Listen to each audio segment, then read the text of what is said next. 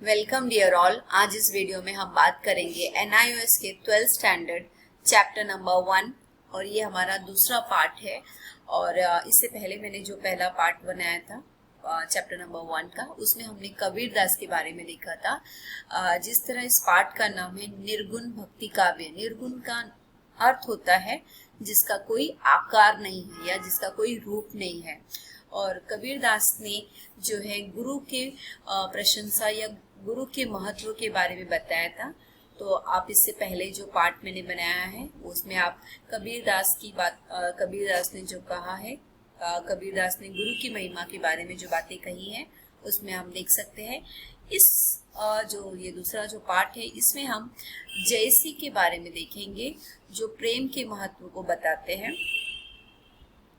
JC जो है मालिक मोहम्मद जयसी,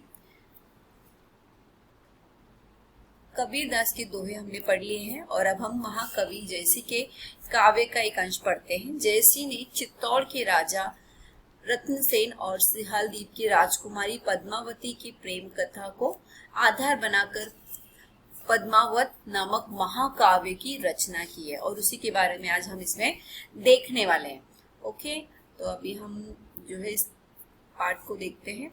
प्रस्तुत काव्यांश जयसी के महाकाव्य पद्मावत के मंडप गमन खंड से लिया गया है और सिहलदीप के राजा की पुत्री पद्मावती के अलौकिक रूप का वर्णन सुनकर चित्तौड़ के राजा रत्नसेन इस सीमा तक मुग्ध हो गए कि जोगी का वेश बनाकर पद्मावती के दर्शन के लिए अनेक कठिनाइयों का सामना करते हुए सिहलदीप पहुंच गए थे। तो यहाँ पर एक घटना है जिसमें जो राजा रत्न सिंह है वो जो है पद्मावती को देखने के लिए इतने ज्यादा उत्सुक है कि वो अपना जो है वेशभूषा चेंज करते हैं और वो जो है एक जोगी बनकर आते हैं और बहुत मुश्किलों का सामना करते हुए वो सिहलदीप पहुंचते हैं पद्मावती के दर्शन के लिए।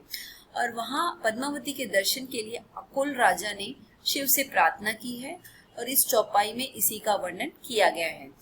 मनुष्य अपने निस्वार्थ एवं दिव्य प्रेम के कारण दिव्यता प्राप्त कर लेता है, अन्यथा उसका शरीर तो इतना नश्वर और क्षणभंगुर है कि वह मुट्ठी भर राख के बराबर हो जाता है। जब हम ये पढ़ते हैं तो हमें पता चलता है कि हमारा जो जीवन है बहुत ही छोटा है और नश्वर है। यानी कि हम देखते हैं कई व्यक्तियों को हम मिलते हैं, उनसे बात करते हैं और अचानक पता चलता है कि उनकी मृत्यु हो गई है और कुछ ही देर में उन्हें जो है वो नहीं रहते। तो कहने का तात्पर्य है कि मनुष्य के हृदय में प्रेम स्थित प्रेम नहीं उसे देवता के समान महानता प्रदान की है। जब कोई व्यक्ति प्रेम से बात करता है, प्रेम पूर्वक व्यवहार करता है तो हम उसे कहते हैं कि हाँ वो बहुत ही अच्छा इंसान है। अन्यथा मरकर मनुष्य शरीर को राख का ढेर होने में कुछ भी समय नहीं लगता। शिक्षार्थियों ये बात भी ध्यान देने योग्य है कि प्रेम में सब कुछ आनंदमय नहीं होता है, इसमें संयोग का सुख होता है। कहने का तात्पर्य है या हम कह सकते हैं कि हमेशा प्रेम जो है आनंददायक नहीं होता है। कभी कभी हमसे कोई बिछड़ जाते हैं तो हमें दुख भी होता है। तो वियोग का अतः कष्ट भी है ना। जैसे मधुमक्खी के छत्ते में शहद रूपी अमृत है तो डंक लगने का कष्ट भी होता है। तो हम जब मधुमक्खी का छत्ता देखते हैं तो उसमें हमें शहद नजर आता है जो कि बहुत ही स्वादिष्ट है या मीठा है और हमें अच्छा लगता है वो। लेकिन जब हम शहद लेने के लिए जाते हैं तो वहां पर मधुमक्खी का डंक हमें लगने का खतरा होता है। तो अमृत प्राप्ति के लिए अनेक कठिनाइयों का सामना करना पड़ता है। तो यहाँ पर जो है जैसी बताते हैं कि हमें अगर कुछ चीजें चाहिए तो हमें कई तकलीफें भी सहन करने पड़ती है। आप भी ये बात समझते होंगे कि सत्यहीन व्यक्ति रात दिन मेहनत करके अंत में मृत्यु को प्राप्त होता है, परंतु सत्य का आचरण करने वाले व्यक्ति को बैठे बिठाए ही लाभ मिल जाता है। जो व्यक्ति अच्छा जीवन जीता है, सत्य पर चलता है, तो उसे कई मुश्किलों का सामना करना पड़ता है, मेहनत का सामना करना पड़ता है। और ये सच है कि वो भी एक दिन मृत्यु या मर जाता है, लेकिन उसे सभी लोग क्या कहते हैं, उसकी तारीफ करते हैं। कहने का तात्पर्य है कि मिथ्या आचरण करने वाले को अंत में हार मिलती है। मिथ्या का मतलब होता है बुरा व्यवहार करने वाला व्यक्ति। बुरा आचरण, जो बुरा कार्य करते हैं अंत में उनको हार ही मिलती है और सच्चे व्यक्ति को अंत में सुख ही मिलता है। यदि मनुष्य सच्चे मन से सेवा करता है तो देवता प्रसन्न हो जाते हैं। विद्यार्थियों, इसलिए हमारी संस्कृत में सेवा का इतना महत्व है। पद्मावत की इन पंक्तियों में आप देख सकते हैं कि इस प्रकार की वाणी मंडप में छकृत होने लगी, यह ध्वनि मंदिर में गूंजने लगी। दिव्य वाणी को सुनकर राजा रत्नसेन श्रद्धा एवं प्रेम से भर उठे और पूर्व दिशा के द्वार पर आकर बैठ गए। यानी कि जब वो आवाज उन्होंने सुनी तो वो वहां पर आकर बैठ गए।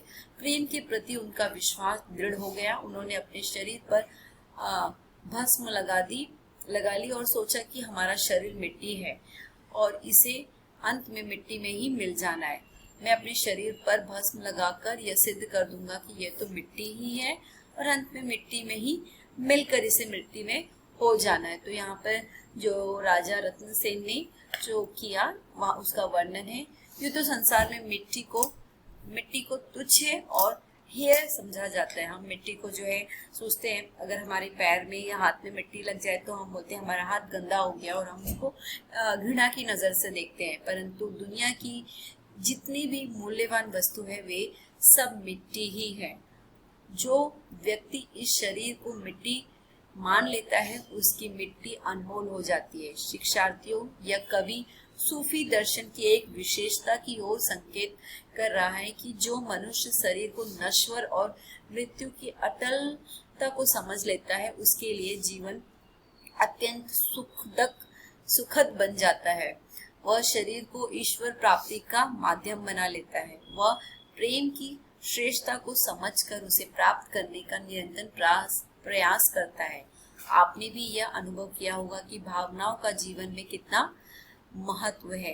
तो यहाँ पे कवि जो जयसी है, कवि जयसी, वो बताते हैं कि प्रेम जो है सबसे उत्तम है और जो हमारा शरीर जो है नश्वर है। अगर हम भाव्य सौंदर्य देखते हैं तो कबीरदास ने बड़ी ही भावुकता से सदगुरु के महत्व को यानी गुरु के महत्व को वर्णन किया है और गुरु की महिमा का अनंतता का उल्लेख किया है और गुरु ने शिष्य के ज्ञान की अनंत दृष्टि का विस्तार कर दिया है और उसे इस योग्य बना दिया कि वो अनंत सत्य को इस ज्ञान के माध्यम से पा सके। दूसरी साखी में कबीर चारों तरफ उस अनंत की लालिमा का विस्तार देखते हैं और स्वयं के भीतर भी उसका साक्षात्कार देखते हैं। यानी कि ईश्वर के रूप का वो देखते हैं। वो जो भी चीज देखते हैं वो सोचते हैं कि हर एक चीज में जो है ईश्वर है और वो अपने आप में भी ईश्वर को देखते हैं। कबीरदास कहते हैं कि हर एक चीज में ईश्वर है। परमेश्वर जो हमें नजर आता है और हम में खुद में भी ईश्वर है क्योंकि ईश्वर ने हमें बनाया है। और दूसरे कविता में हम देखते हैं कि जयसी ने अपने काव्य में सूफी दर्शन को बहुत ही मार्मिक रूप से व्यक्त किया है। वे शरीर की नश्वरता और मृत्यु की अटलता का उल्लेख करते हुए शरीर को ईश्वर प्राप्ति का माध्यम बनाने पर जोर देते हैं। वे मानते हैं कि प्रेम के महत्व को पहचान कर ईश्वर को प्राप्त किया जा सकता है। जो जयसी है वो बताना चाहते हैं कि हमारा शरीर जो है वो क्षणभंगुर है या बहुत ही कम समय का है और ये सत्य है कि मृत्यु अटल है और हमें जो है प्रेम से व्यवहार करना चाहिए, प्रेम रखना चाहिए और प्रेम जो है निस्वार्थ होना बहुत जरूरी है। और हम देखते हैं आगे ये इस पाठ का जो शिल्प सौंदर्य है।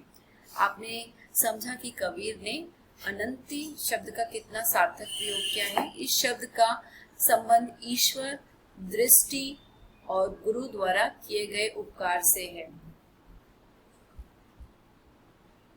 इसी प्रकार लाली शब्द का भी प्रयोग है। कबीर की भाषा आम जनता की भाषा है, इसलिए बहुत ही प्रभावशाली है। जयसी में कवित्व, शक्ति और भाषा का सामर्थ्य अद्भुत है। जयसी ने पद्मावत में अलंकारों और का अत्यंत स्वाभाविक एक कुशल प्रयोग किया है। पद्मावत में आप भाषा की मार्मिक अभिव्यक्ति भी देख सकते हैं। उदाहरण के रूप में ये पंक्ति देखिए, मानुष प्रेम भयु बेकुटी नाही ता काहई छर एक मुठी। यहाँ प्रेम रहित मनुष्य जीवन को और संसार को भी राख के समान माना गया है। इस उक्ति को कवि ने एक लोक प्रचलित कहावत द्वारा चारित्रित किया है। आम भाषाओं में कहते हैं कि मनुष्य का शरीर मुट्ठी भर राख के समान है। यह उपमा अलंकार का भी एक उदाहरण है। कबीर या कवि ने मनुष्य जीवन में आने वाले विरह यानी दुख आनंद की तुलना अमृत और मधु से की है। प्रेम ही माहे विरहा रस रासा, मैन के घर मधु अमृत वासा। माटी शब्द के प्रयोग में कवि ने यमक की शोभा को बढ़ा दिया है। तो आप ये सब पढ़ सकते हैं। जयसी ने भी अवधी भाषा का प्रयोग भी अत्यंत कुशलता से किया है। जयसी ने अवधी भाषा का प्रयोग भी अत्यंत कुशलता से किया है। सामान्य शब्दों के प्रयोग के कारक भी कवि ने उनके अर्थ को महत्वपूर्ण बना दिया, जैसे मनुष्य प्रेम भय बेकुटी। यहाँ बेकुंठी शब्द के प्रयोग से पूरी पंक्ति के अर्थ को विशिष्ट और अलौकिक स्वरूप से जोड़ दिया गया है। यहाँ बैकुंठी कहने से मानवीय प्रेम के अलौकिक स्वरूप की अनुभूति हुई है। कवि ने इन चौपाइयों में खूबी के साथ मानव जीवन की क्षणभंगुरता एवं नश्वरता का भी उल्लेख किया है।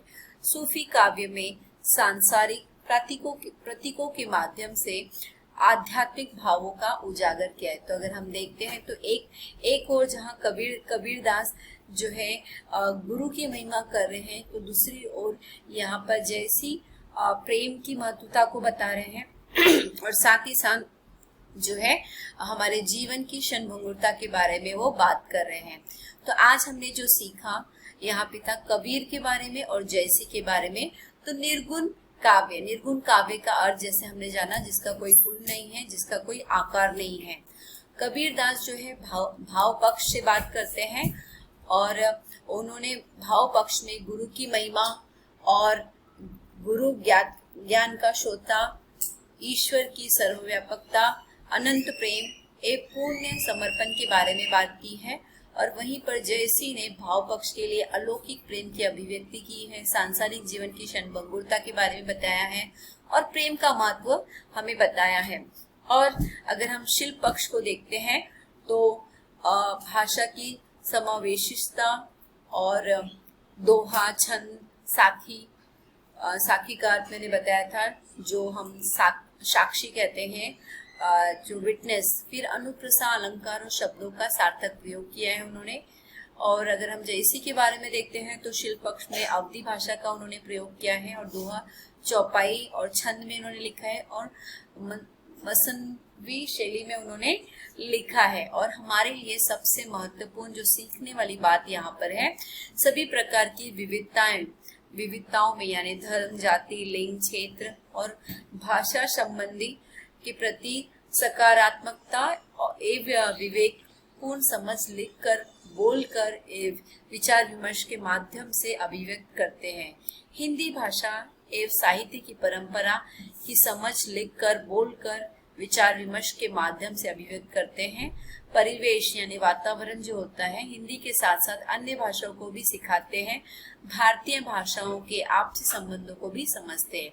विभिन्न साहित्यिक विविधताओं को पढ़ते हुए उनके सौंदर्य, पक्ष एवं व्याकरणिक रचनाओं पर चर्चा करते हैं। तो स्टूडेंट्स, ये जो हमने देखा निर्गुण भक्ति काव्य, इसमें हमने कबीरदास के और जो है जयसी के बारे में गहराई से सीखा। अगली बार हम उनके जन्म के बारे में, उनके जीवन के बारे में अगले वीडियो में देखेंगे। आई होप ये वीडियो आपके लिए यूजफुल है। अगर आपको वीडियो पसंद आते हैं, लाइक करें, शेयर करें, कमेंट करें। धन्यवाद।